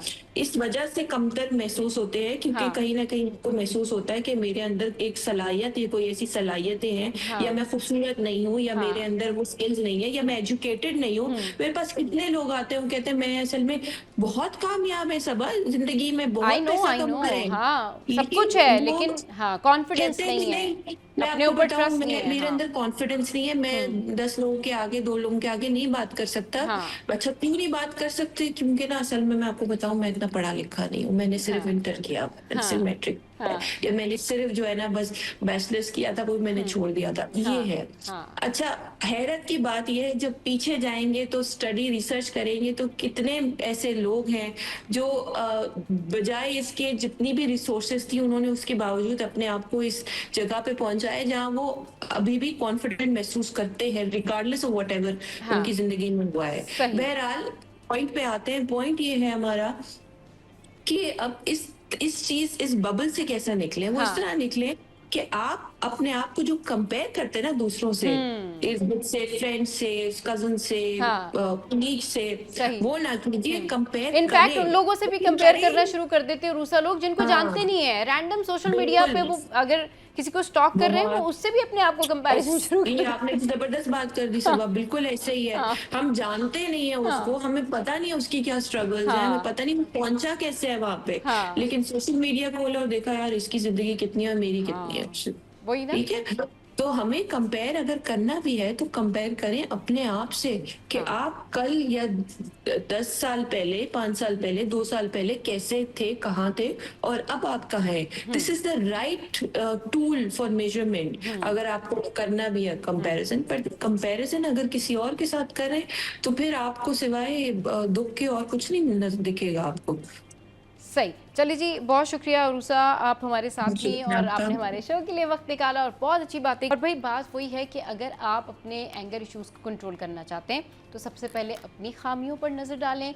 सेकंड ये कि सोशल मीडिया का इस्तेमाल जो है उसको कम करें और दूसरों को देख के अपनी लाइफ का कंपैरिजन करना बंद करें, क्योंकि अल्लाह ताला ने जो आपको दिया है वो सबसे बेस्ट है। आप उसको यूटिलाइज़ कैसे करते हैं ये आपके ऊपर डिपेंड करता है। 12 घंटे जो है वो किसी कामयाब इंसान के पास भी होते हैं और 12 घंटे एक आम इंसान के पास भी होते हैं। तो आप अपने ये 12 घंटे, जो दिन के 12 घंटे हैं, जो काम के 12 घंटे हैं, वो कैसे यूटिलाइज करते हैं, इट्स अप टू यू। चलिए जी, यहाँ पर वक्त तो एक ब्रेक का, हेडलाइंस ब्रेक के बाद वापस आएंगे, फिर करेंगे ढेर सारी बातें। Welcome back. तो अब बात करते हैं ख़वातीन की सेहत के हवाले से, ख़ास तौर पर उस वक्त जब वो प्रेगनेंसी के फेज़ में होती हैं। अच्छा, उस टाइम पर क्या होता है कि बहुत सारे ऐसे कॉम्प्लिकेशंस होते हैं जो ख़वातीन फेस कर रही होती हैं, उनमें एक एनीमिया भी है, यानी खून की कमी। तो प्रेगनेंसी में खून की कमी का हो जाना, एनीमिक हो जाना जो है वो कितना ज़्यादा डेंजरस हो सकता है, कितना ज़्यादा ख़तरनाक हो सकता है, उसको कैसे ओवरकम करना चाहिए और ख़वातीन अपनी सेहत का ख्याल कैसे रखें, इस पर बात करने के लिए डॉक्टर आयशा याकूब ने हमें ज्वाइन किया है। अस्सलाम वालेकुम, कैसी हैं आप? ठीक ठाक हैं? वालेकुम अस्सलाम, अल्हम्दुलिल्लाह। अच्छा, आप कैसी हैं? मैं बिल्कुल ठीक ठाक जी। डॉक्टर आयशा, प्रेगनेंसी में खून की कमी अगर ख़ातून को हो जाए तो उसको कैसे ओवरकम किया जाए और क्या प्रिकॉशंस होनी चाहिए और क्या प्रिवेंशन होना चाहिए? Thank you very much. मैं ये बताना चाहती हूँ कि प्रेगनेंसी एक फिजियोलॉजिकल प्रोसेस है जो कि हर रिप्रोडक्टिव औरत जो है रिप्रोडक्टिव एज ग्रुप में इससे गुजरती है। और खून की कमी बेसिकली एक हमारा पुराना प्रॉब्लम है। जो औरतें, जो माएँ प्रेगनेंसी से पहले खून की कमी का शिकार होती हैं, वो जब प्रेग्नेंट हो जाती हैं तो ये कमी उनकी और बढ़ जाती है। तो इसको टाइमली स्क्रीन करना पड़ता है कि हम किन औरतों को, हमला खवातीन को खून की कमी है, और फिर जब खून की कमी हम ब्लड टेस्ट से डिटेक्ट करते हैं और उसको फिर ट्रीटमेंट ऑफर करते हैं। तो उसमें ट्रीटमेंट कोई हाई फाई नहीं होती, सिंपल फॉलिक एसिड और फेरस सल्फेट की टैबलेट्स हैं जो कि इजीली फार्मेसी से और हर गवर्नमेंट हॉस्पिटल में अवेलेबल है। हाँ। वो उनको देनी होती है। अच्छा डॉक्टर आयशा, ये आपने बता दिया कि खून की कमी जो है वो कैसे पूरी हो जाती है और ख़वातीन को जो है ये प्रॉब्लम आ जाता है। अब ख़वातीन को प्रेगनेंसी में अपना ख्याल कैसे रखना चाहिए, खून की कमी ना हो इस बात को कैसे मेक श्योर करें, और ओवरऑल उनको क्या खाना चाहिए, कैसे रहना चाहिए इस पूरे टाइम में कि वो सेहतमंद रहें और इतना इस काबिल हो सकें, इतनी सेहतमंद हो कि वो आगे अपने बेबी को ग्रो अप कर सकें, अच्छी देखभाल कर सकें। जी देखिए, इसमें सबसे इम्पोर्टेंट बात ये है कि औरत जब भी हामला हो, चाहे वो उसका पहला बच्चा है, दूसरा या तीसरा बच्चा है, पहले 3 महीनों में वो किसी भी करीबी हॉस्पिटल में अपना नाम दर्ज करवाए। उसमें पहले 3 महीनों में जो सीबीसी का एक सिंपल टेस्ट करते हैं, उसमें ये हम डिटेक्ट कर सकते हैं कि इस औरत को खून की कमी है तो कितनी है और इसको किस तरह ट्रीट करें। अब एक तो दवाइयों के जरिए हम उनकी कमी को पूरा करते हैं, दूसरी तरफ हम उनको डाइट मॉडिफिकेशन बताते हैं, जो कि अनफॉर्चुनेटली हमारी औरतें जो पढ़ी लिखी हैं वो भी, और जो गैर तालीम याफ्ता हैं जो पढ़ी लिखी नहीं भी हैं, उनको भी अवेयरनेस नहीं है इस चीज की कि कौन सी ऐसी चीजें हैं जिससे आयरन की कमी पूरी हो सकती है और कौन सी ग़िज़ाएं हैं जो कि आयरन की दवा के साथ नहीं खानी चाहिए, क्योंकि उनसे आयरन की एब्जॉर्प्शन भी अफेक्ट होती है। सही। जी जी, तो ये बताइए कौन सी ग़िज़ाएं हैं और किस तरह से आयरन की एब्जॉर्प्शन हो, कौन से फूड के साथ कौन सी आयरन की मेडिसिन नहीं लेनी चाहिए डॉक्टर आयशा? देखिए, इसमें ये है कि आयरन की टैबलेट्स जो हम कहते हैं, वो हम कहते हैं कि आप एम्प्टी स्टमक में लें, जैसे खाने के 1 या 2 घंटे के बाद लें और पानी से लें। आयरन की गोली कभी भी दूध के साथ नहीं खाई जाती है, क्योंकि कैल्शियम जो है वो चिलिएटिंग एजेंट काम करता है जो कि आयरन की एब्जॉर्प्शन को मना करता है। दूसरी, आयरन की टैबलेट्स को की एब्जॉर्प्शन बढ़ाने के लिए विटामिन सी जैसे ऑरेंज का जूस या कोई भी सिट्रस फ्रूट वो इस्तेमाल कर सकते हैं, जिसकी वजह से आयरन की एब्जॉर्प्शन बढ़ेगी। सेकेंड ये कि compliance is a very much important problem. इसमें ये आता है कि पेशेंट्स जब आयरन की टेबलेट खाते हैं तो उनको इंडाइजेशन होती है, जो कि प्रेगनेंसी में पहले ही इंडाइजेशन की कंप्लेंट प्रेग्नेंट औरतों को होती है, जिस वजह से वो समझती हैं कि ये इंडाइजेशन जो है वो उनकी आयरन की टेबलेट लेने की वजह से हो रही है, तो वो डिसकंटिन्यू कर देती है। सही। तो इस चीज की भी उनको अवेयरनेस देनी चाहिए कि देखें, अगर आप तो खाली स्टमक में लें, सिट्रस फ्रूट या सिट्रस कोई भी जूस के साथ इसको लें, और मेक श्योर जो औरत आयरन की टैबलेट लेती है उनका जो स्टूल है वो ब्लैक कलर के आते हैं, तो इसमें भी उनको परेशान होने की बात नहीं है। आयरन जितना बॉडी में एब्जॉर्ब होता है वो हो जाता है, जो एक्स्ट्रा है वो इस तरह बॉडी से अखराज हो जाता है। सही। अच्छा डॉक्टर आयशा, ओवरऑल जिस तरह से बात हो रही है माँ और बच्चे की सेहत के हवाले से, या प्रेगनेंसी में ख़वातीन अपना ख्याल कैसे रखें, तो ऐसी कौन सी डाइट है जिसको खाने से अच्छा इम्पैक्ट पड़ता है जच्चा और बच्चा दोनों के ऊपर, यानी माँ और बच्चा दोनों के लिए अच्छी होती है वो डाइट बताइए, और साथ साथ ये भी बताइए कि ख़वातीन को इस पूरे टाइम में, इस पूरे पीरियड में जब वो प्रेग्नेंट होती हैं, जो उनका प्रेगनेंसी का पीरियड होता है, इसमें उनको कौन सी एक्सरसाइज हल्की फुल्की करनी चाहिए या नहीं करनी चाहिए, क्योंकि बहुत सारे लोग जो हैं वो प्रेफर करते कि नहीं एक्सरसाइज करनी चाहिए, वॉक करनी चाहिए, लाइफस्टाइल कैसा रखना चाहिए? बहुत अच्छा क्वेश्चन आपने किया है। पहली बात तो ये है कि आयरन, देखिए, जो भी हरे रंग की सब्जियां हैं और हर वो फ्रूट जो काट के रखें और वो काला हो जाए, उन सब में जो है वो रिच ऑफ आयरन। एक ये पब्लिक अवेयरनेस का एक मैसेज है कि हर वो सब्जी जो कि हरे रंग की है और वो हर वो फ्रूट और सब्जी जब हम उसको काटते हैं और वो काली हो जाए, तो इसका मतलब है कि वो रिच ऑफ आयरन है, तो वो आपने लेनी है। सेकेंड थिंग ये कि वर्जिश का जहाँ तक प्रेगनेंसी से ताल्लुक है, तो pregnancy is a physiological state, कोई बीमारी नहीं है। तो आप अपनी सारी रूटीन एक्टिविटीज जो कि आप नॉन प्रेग्नेंट स्टेट में करते थे वो आप कर सकते हैं। हल्की फुल्की एक्सरसाइज, 20 से 30 मिनट की वॉक डेली, बस जो वेट बेरिंग एक्सरसाइजेज है उससे हम मना करते हैं, ताकि खुदा न खास्ता मिसकैरेज का या प्री टर्म लेबर का रिस्क इससे बढ़ जाता है। हम्म। अदरवाइज नॉर्मल रूटीन, अपनी नॉर्मल हेल्दी डाइट हैबिट्स के साथ आप प्रेगनेंसी कंटिन्यू कर सकते हैं। अदरवाइज कोई कॉन्ट्राइंडिकेशंस या कोई कॉम्प्लिकेटेड प्रेगनेंसीज हैं जिसमें हम स्पेशल इंस्ट्रक्शंस। सही।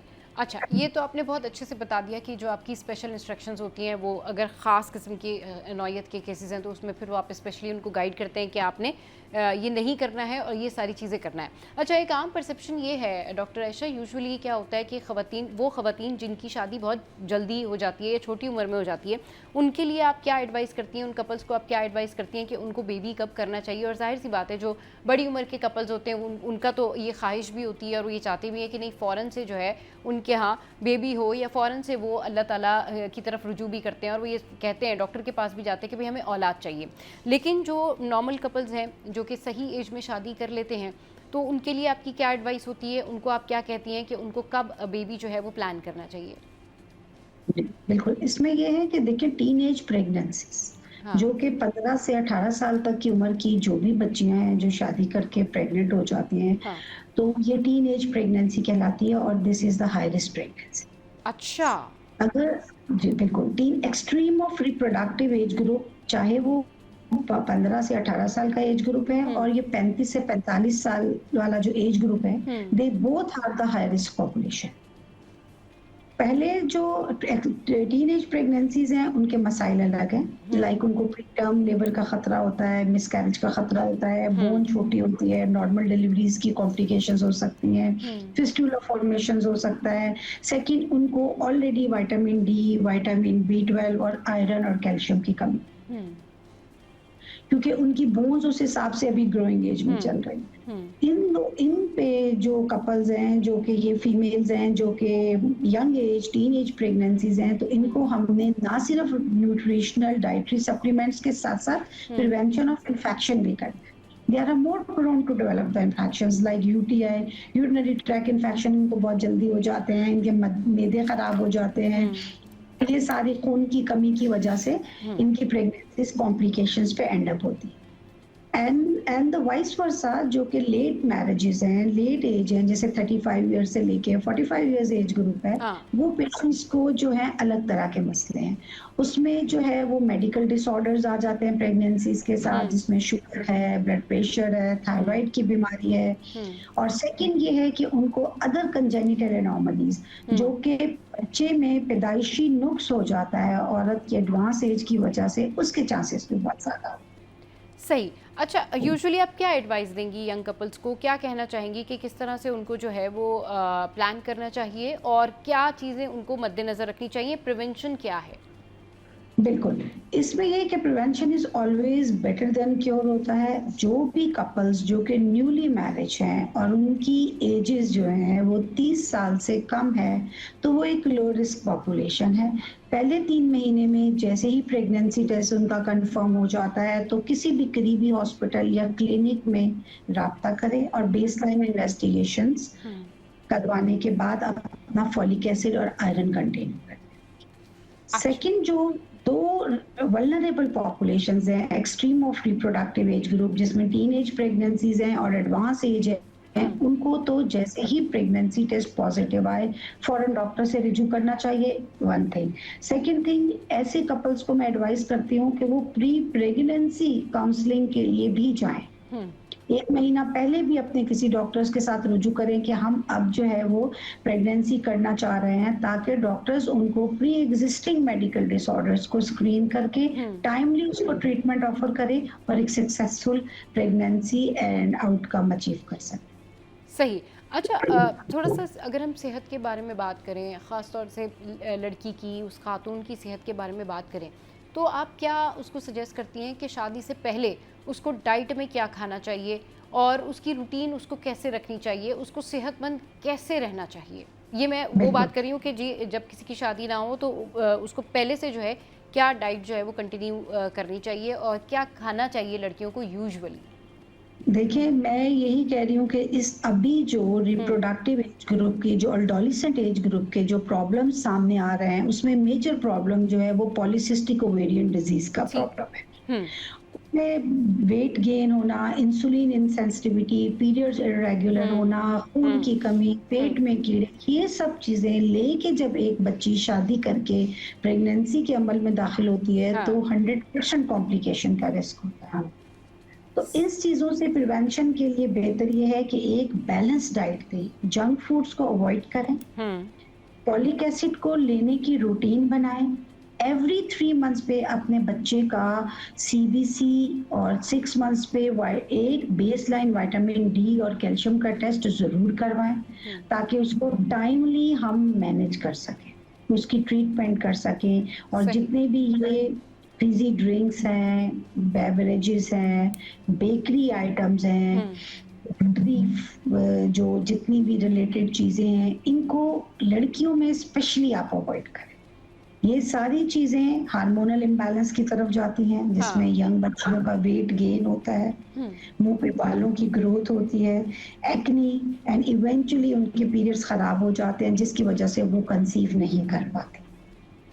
सही। और अच्छा अगर कंसीव करती हैं तो हाँ, इनकी प्रेगनेंसीज जो हैं वो कॉम्प्लिकेशन के साथ एंड होती सही। अच्छा है। ये ज़ाहिर-सी बात है, अब आपने बहुत ज़बरदस्त बात बताई है कि लोगों को जिस तरह से आपने बताया ख़वातीन के हवाले से कि वो अगर उनकी शादी नहीं हुई है तो शादी से पहले उनको अपनी हेल्दी रूटीन जो है वो कंटिन्यू करनी चाहिए। जस्ट लाइक अभी आपने बताया कि भाई वज़न बढ़ जाता है या फिर साइकिल जो है रेगुलर हो जाती है या दीगर कॉम्प्लिकेशंस हो जाती हैं, तो इससे बचने के लिए उनको अपने टेस्ट भी जो है वो प्रॉपर कराने चाहिए। विटामिन डी का टेस्ट करा लें या फिर वो अपनी जो जितने भी विटामिन्स हैं वो चेक करा लें कि क्या है क्या नहीं है। हमारे यहाँ रुझान नहीं है बिल्कुल। टेस्ट कराने का। डॉक्टर आयशा, ये आपको ही पता होगा कि टेस्ट लोग उसी सूरत में कराते हैं जाके जब उनको बहुत ही कुछ सीवियरिटी हो तो वो एक्सेप्ट कर लेते हैं कि ठीक है अब बहुत बुरी कंडीशन है तो डॉक्टर ने टेस्ट लिख दिया है। नॉर्मल हालात में अगर आप नॉर्मली भी किसी को यानी कि आप उसको जनरल चेकअप के लिए भी टेस्ट लिख के देते हैं ना, तो लोग टेस्ट नहीं कराते। तो थोड़ा सा इस बारे में भी बात करें कि टेस्ट कराना कितना ज़रूरी होता है और क्यों करा लेना चाहिए टेस्ट। देखिए, अनफॉर्चुनेटली हम थर्ड वर्ल्ड कंट्री के हम्म। लोग हैं। हम्म। हमारी प्राइमरी और सेकेंडरी केयर जो हेल्थ है हम्म। वो इतनी पुअर है कि हम्म। सारा लोग जो है वो टर्शरी केयर के लेवल्स पे चलाते हैं। हाँ। प्राइमरी हेल्थ केयर जो कि हमारे जगह जगह गवर्नमेंट के अस्पताल बने हुए हैं, प्राइमरी हेल्थ केयर ये है कि पेशेंट का हाइट, वेट, बीएमआई चेक करती हैं, उनकी डाइटरी हैबिट्स को एवेलुएट करते हैं, और जो बेसिक खून की कमी, फॉलिक एसिड, पेट के कीड़े, वजन कम है या ज्यादा है को एड्रेस करते हैं। तो ये प्राइमरी लेवल की चीजें होती हैं जो कि एक फिजिशियन हिस्ट्री और एग्जामिनेशन पे एक्सक्लूड कर सकता है। तो सही। अनफॉर्चुनेटली हमारे मुल्क में प्राइमरी हेल्थ केयर का कोई रवाज नहीं है। पेशेंट जब बहुत बीमार हो जाता है, सांस फूलने लग जाता है या कोई और प्रॉब्लम होती है, तो फिर हम डायरेक्ट बड़े अस्पताल में लेके जाते हैं और फिर वो लंबी टेस्ट की जो लिस्ट दे देते जाते हैं, जो कि फाइनेंशियली भी अफोर्ड करना बहुत मुश्किल होता है एक लो इनकम कंट्रीज के लोगों के लिए।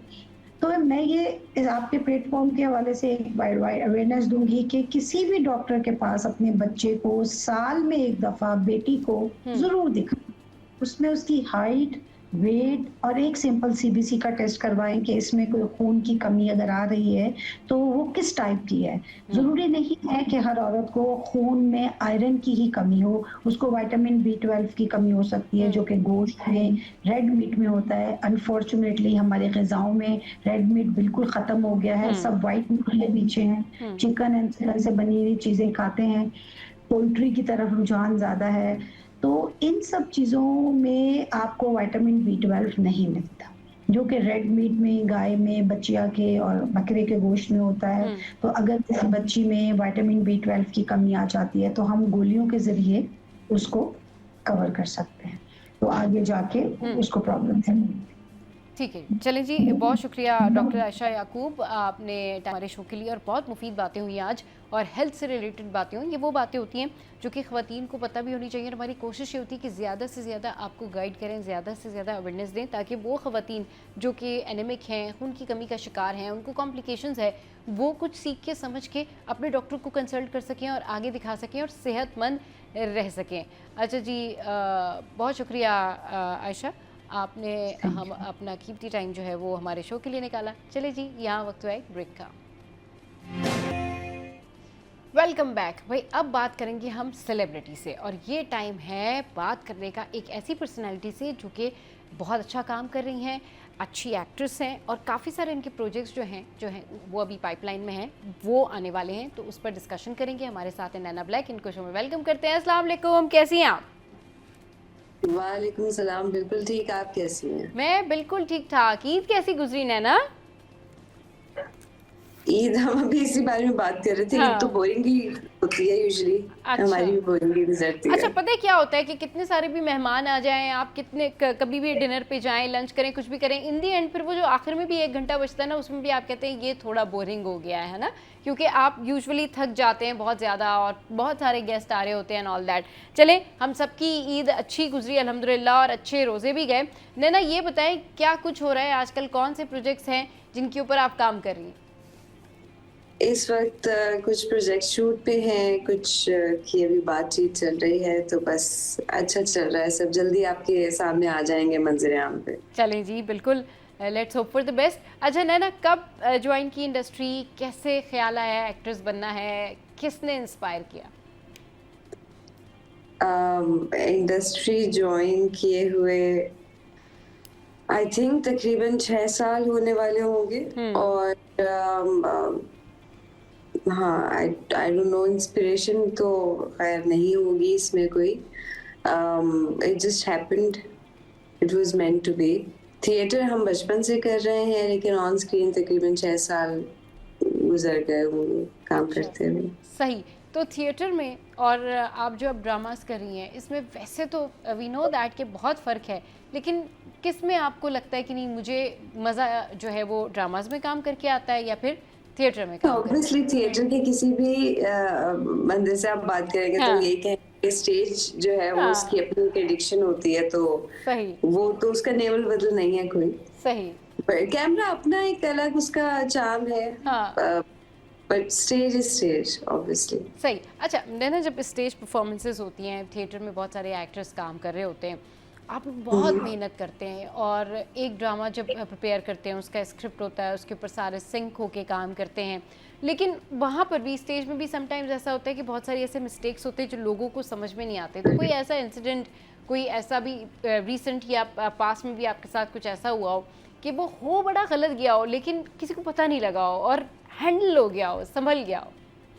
वो तो खैर ये हाँ। आपकी जब थिएटर प्रैक्टिशनर्स जो होते हैं उनकी ट्रेनिंग में ये बात होती है कि स्टेज है, लाइव परफॉर्मेंस है, तो कुछ भी ऊपर नीचे हो सकता है, तो इम्प्रोवाइज किस तरह से करना है, वो अपने डायलॉग में करना है या आप अपना कोई बॉडी मूव या उस चीज को संभालने के लिए कोई भी चीज इम्प्रोवाइज कर सकते हैं, वो हमारी ट्रेनिंग में होता है। ऐसे बहुत सारे वाकयात होते रहते हैं। कोई ना कोई भूल जाता है या कोई गलत जो है वो शुरू हो जाती है, हाँ। बात कहीं आगे पीछे की, सही। तो वो फिर कोई और जिसको याद रहता है वो उसको किसी ना किसी तरह वापस उस चीज पे ले आता है। तो ऐसी सही। चीजें होती रहती हैं थिएटर में। सही, ऐसी चीज़ें होती रहती हैं। अच्छा, अब जो एक्ट्रेस हैं, यानी जैसे आप अब ड्रामों में भी काम करी हैं, थिएटर भी आपने परफॉर्म किया हुआ है, तो यूजुअली जिन्होंने थिएटर किया हुआ होता है उनकी एक्टिंग स्किल्स बहुत ज़्यादा कहना चाहिए कि रिफाइन होती है, यानी कि बहुत ज़्यादा सीखे हुए होते हैं वो लोग, उनको हर एक्सप्रेशन को कैरी करना आता है, वो बहुत अच्छे से बहुत सारी चीज़ों को, टेक्निकलिटीज़ को, एक तो होती है ना एक्टिंग, आपको किसी ने स्क्रिप्ट दिया, आपने परफॉर्म कर दिया। एक चीज़ होती है कि आप लोगों के पास एक्स्ट्रा ऑर्डिनरी स्किल ये होती है कि आप लोग टेक्निकलिटीज़ भी जानते हैं कि बस इतना ही रोना था, ओके फाइन, इतना करना था, अच्छा ठीक है, ये अगर एक्सप्रेशन दिया तो ये ओवर एक्सप्रेशन हो जाएगा एंड ऑल दैट। आप लोग बहुत ज़्यादा सीखे हुए लोग होते हैं। तो जब ड्रामा इंडस्ट्री के लोगों के साथ में काम करते हैं जो रैंडम एक्टिंग कर रहे होते हैं या रैंडम काम कर रहे होते हैं, कैसा लगता है? मैनेज हो जाता है? क्योंकि अपने क्राइटेरिया में काम करना तो बड़ा आसान होता है ना, आप लोग सिंक में होते हैं, लेकिन थिएटर का बंदा ड्रामा में अच्छे से एडजस्ट हो जाता है?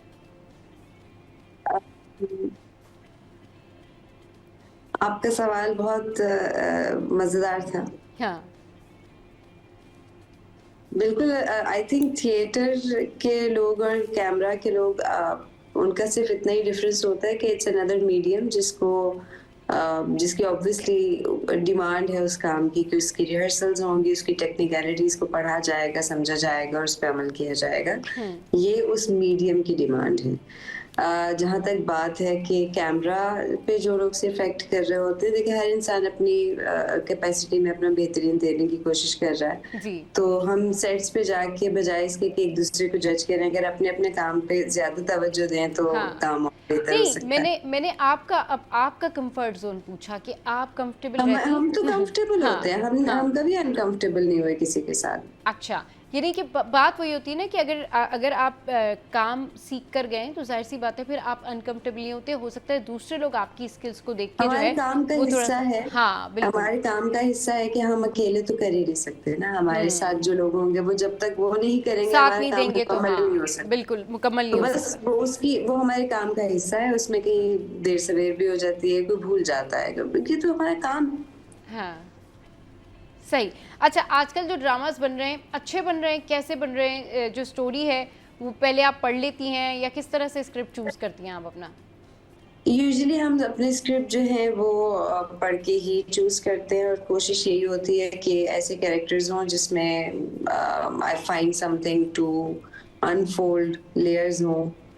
फ्लैट कैरेक्टर्स यूजुअली बहुत अपील हमें नहीं करते। ठीक है, बहुत सारे ऐसे भी आते हैं ऑफर्स जिसमें कैमरा टाइम ज्यादा होता है लेकिन कैरेक्टर बहुत फ्लैट होता है, तो फिर आई थिंक कि वो उस तरह की चीज करने का ना मजा आता है ना कोई मतलब जहां आपको परफॉर्म करने के लिए मौका ना मिले, वो वहां पे आप कितनी एफर्ट डाल लेंगे। तो I prefer not to choose such script, लेकिन फिर भी कभी आपको कुछ ऐसे प्रोजेक्ट्स करने पड़ भी जाते हैं, तो बस उस तरह चल रहा है काम। सही। अच्छा, कुछ बात करते हैं आपकी स्ट्रगल के हवाले से।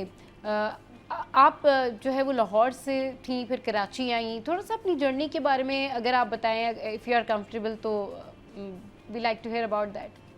बिल्कुल। पहले तो हम थोड़ी सी आपकी करेक्शन करेंगे यहाँ पे, स्ट्रगल नहीं, अच्छा, जर्नी कह सकते हैं हम इसको। जर्नी कह सकते हैं, हाँ। जर्नी बिल्कुल हम इसको कह सकते हैं। स्ट्रगल तो ठीक है, वो एक आपका अलग माइंडसेट बन जाता है। हाँ। आई थिंक कि हमने जहाँ पहुंचना होता है उसके रास्ते में जो आपको हर चीज जो है वो इजी नहीं मिलती। आपकी स्ट्रगल्स हाँ, तो लाहौर से कराची जर्नी जर्नी हो गई और कराची से फिर काम और सारा कुछ, वो हम इसको स्ट्रगल कह सकते हैं नहीं, या हम व्हाटएवर लाहौर से ही कोशिश। काम शुरू कर चुके थे। हाँ। हमारा डेब्यू जो है वो काशिफ निसार साहब के साथ हुआ। अच्छा। और उनके फिर मल्टीपल प्रोजेक्ट्स किए, और फिर इसी असना में हम कराची आ गए, और फिर यहाँ पे काम शुरू हो गया। बस काम तो हमने लाहौर में शुरू कर दिया था। अच्छा। ऑब्वियसली सिटी चेंज की, यहाँ पर आके रहना शुरू किया, उसके चैलेंजेस जो थे वो थे बस। हाँ। बाकी काम तो हम लाहौर से ही शुरू कर चुके थे। सही। ये बड़ी अच्छी बात है कि अपने जो भी आपने बताया कि जो चैलेंजेस होते हैं, लोग क्या करते हैं कि वो जो चैलेंजेस होते हैं उससे बहुत ज़्यादा डिसहार्टेड हो जाते हैं, समटाइम्स वो गिव अप कर देते हैं। बहुत सारी एक्ट्रेस ऐसी होती हैं जिनको टीवी पे काम करने का शौक़ होता है, ड्रामों में आने का शौक़ होता है, और वो इंस्पायर होती हैं। बहुत सारे ऐसे हमारे जो ड्रामा एक्ट्रेसेस हैं, मगर शायद वो आगे नहीं आ पाती, या वो डिसहार्टेड हो जाती हैं, या वो जल्दी गिव अप कर जाती हैं। क्या उनको मशवरा देंगी आप?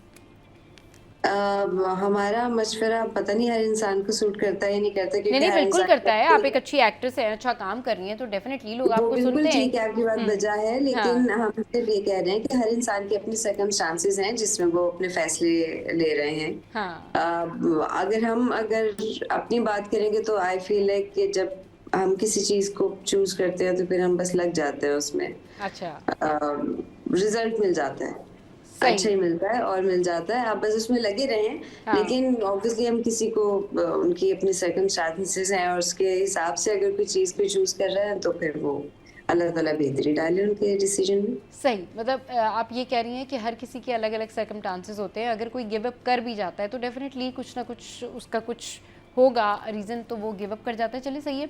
अच्छा, ये बताएं नैना कि अभी आप रिसेंट आपका कौन सा प्रोजेक्ट था, किसके साथ आपने काम किया, कौन से आपके को एक्टर्स थे, मज़ा आया नहीं आया, क्या कुछ हुआ, ज़रा बताएं। अभी काम चल रहा है, मज़ा बहुत ज़्यादा आ रहा है। इंशाल्लाह जल्दी आपको मज़ेदार कुछ प्रोजेक्ट्स मिलेंगे हमारे भी। अच्छा, कॉमिक है, थोड़ा सीरियस किया है या किस तरह का कैरेक्टर? नहीं, कॉमिक नहीं है, सीरियस हैं, डिफरेंट हैं थोड़े। सीरियस है थोड़ा ड्रामेटिकल भी है, तो मजेदार कैरेक्टर्स हैं इस दफा। अच्छा, मजेदार कैरेक्टर्स है। फेवरेट एक्टर एक्ट्रेसेस कौन है? ये बड़ा मजेदार सवाल है कि फेवरेट हमारा वो होता है जिसका काम अच्छा हो। अच्छा, नहीं फिर भी एक होता है ना, वो आपको अब कोई वो इंस्पायर करता है, किसी की हाँ, पर्सनैलिटी हो से आप सकता है थ्रू कोई आउट थोड़ा बहुत एवरेज इम्प्रेस एक्टर होते हो, हैं। हाँ, कोई एवरेज एक्टर हो आपकी नजर में, लेकिन उसका कोई एक काम ऐसा है जो बहुत खूबसूरत, तो हमें वो पसंद आ जाएगा। हम तो इस तरह आजकल किसका काम के काम पसंद एतबार आ से रहा है? भाई जो अच्छा काम करेगा हमें उसका काम पसंद आ जाता है। आजकल देख रही हैं, आजकल फॉलो कर रही हैं, आजकल किसका काम हम पसंद है? अपना अनफॉर्चुनेटली हमारा जो नेशनल टीवी है, हम यूजुअली वो नहीं देखते। कोई बहुत ही ऐसा होता है शाज़ नाज़िर, कोई बहुत ही अच्छी कोई चीज़ आ जाए और सब बता रहे हैं तो फिर उसको बैठ के देख लेते हैं, लेकिन वो भी टाइम के एतबार से एक वन गो में नहीं देखा जाता। सही, वो जाहिर सी बात है, आजकल सोशल मीडिया पे क्लिप्स और चंक्स वगैरह भी होते हैं, तो वो वहाँ पे जी भी जी नज़र पड़ जाती है। तो आजकल कोई ड्रामा जो देख रही हो, या लॉन्ग टाइम बैक आपने कोई ड्रामा देखा हो, उसके बारे में बताना चाहें? सालों गुजर गए, कोई ड्रामा नहीं देखा। ड्रामा ही नहीं देखा? अच्छा, नहीं, चलिए जी, ये तो अब जाहिर सी बात है, इंसान की अपनी अपनी मसरूफियत की बात अपना होती भी है। नहीं चलिए जी, देख पाते हम किसी और का कैसे देखेंगे? अपना भी नहीं देख पाते। हाँ, टाइम टाइम नहीं होता होगा। चलिए जी, टाइम नहीं होता ज़रूर है। पूछते हैं आपकी मसरूफियात क्या हैं, और क्या हो रहा है लाइफ में, और क्या हॉबीज़ हैं, इस पर भी बात, लेकिन एक छोटे से ब्रेक के बाद। Welcome back. तो नैना इस वक्त हमारे साथ मौजूद हैं, और नैना जो है वो साइकोलॉजिस्ट भी हैं, और बात ये है कि पढ़ा लिखा होना ना ज़िंदगी में बड़ा ज़रूरी होता है, क्योंकि उससे आप अपने आप को भी बेहतर करते हैं, अपनी सराउंडिंग भी बेहतर करते हैं। नैना, आजकल लोगों को ना मेंटल हेल्थ के बहुत इश्यूज़ हैं, और ख़ास तौर से ख़वातीन जो हैं इस प्रॉब्लम में घिरी हुई है। तो क्या क्या कहना चाहेंगी, रीज़न क्या लगता है आपको, क्या वजूहात हैं इतनी ज़्यादा जहनी तनाव की, इतनी ज़्यादा टेंशन में रहने की, इतनी ज़्यादा जो है वो डिप्रेशन की?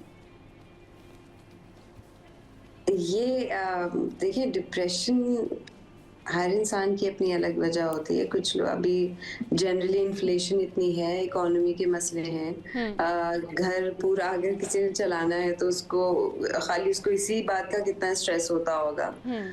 1000 स्ट्रेसेस है, बच्चों को पढ़ाई के स्ट्रेसेस है, हर इंसान को अपनी वजह से डिप्रेशन या जो भी उसको साइकोलॉजिकल इशू होता है वो उसको उसके अपने, it's very unique for everyone. अच्छा, तो क्या आप एडवाइस देंगी लड़कियों को, ख़वातीन को, क्या एडवाइस देंगी कि किस तरह से बचा जा सकता है स्ट्रेस से, अननेसेसरली डिप्रेशन से कैसे बचें, ओवरकम कैसे करें? डिप्रेशन से कैसे बचा जा सकता है? देखिए, इसकी टेक्स्ट बुक बहुत सारी वो आपको मिल जाएंगी कि जी स्ट्रेस ना लें और ये ना हाँ। करें, वो ना करें, ऐसा होता नहीं है। आप जब किसी एक फॉर एग्जांपल आपके घर में अगर कोई किसी किस्म की कोई कशीदगी चल रही है, आप उस घर में रहते हैं, आपको उसके आपके ऊपर उसका फर्क पड़ेगा। आप जितना मर्जी उसकी तरफ से जो है वो लावाबाली हो जाए, बिल्कुल आप उसको ना सोचें, लेकिन ऐसा होता नहीं कि आप उसको नहीं सोच रहे। वो बैक ऑफ द एंड आपके कहीं दिमाग में चल रहा होता है, और उसके अपने इफेक्ट होता है आपके ऊपर, आपकी अपनी नेचर के अकॉर्डिंगली।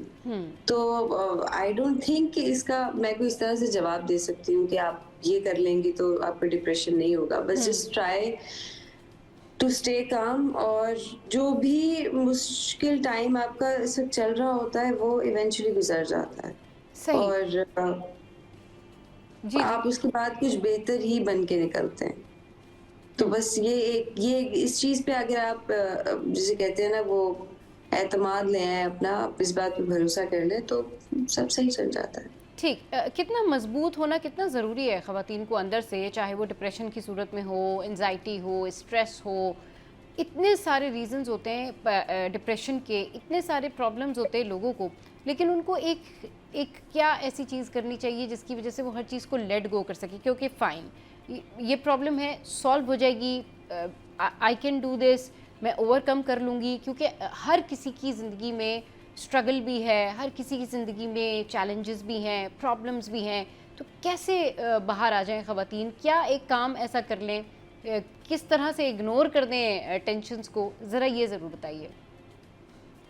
जी, अभी मैंने वही बताया था हाँ। कि एक तो सबके अपने चैलेंजेस होते हैं, हाँ। और बस एक चीज़ मैं आपको बता सकती हूँ कि ये प्रैक्टिस होती है, जो इंस्टेंटली ओवरनाइट आप इस चीज़ को अचीव नहीं कर पाते। दिस टेक्स टाइम, लाइक ये सालों की प्रैक्टिस होती है। आप इस तरह से अपने ब्रेन को ट्रेन कर लें, हाँ। अपने माइंड को ट्रेन कर लें कि आप इन चीज़ों के ऊपर फोकस नहीं करेंगे और अब आप ऐसे सोचेंगे, ये सालों की प्रैक्टिस होती है, उसके बाद ही जाके आप इस काबिल होते हैं कि आप चीज़ों से उस तरह से मतलब आप डिटैचमेंट सीख चुके हो, आप उस सिचुएशन से अपने आप को डिटैच कर लें। तो इस तरह की प्रैक्टिसेस होती हैं।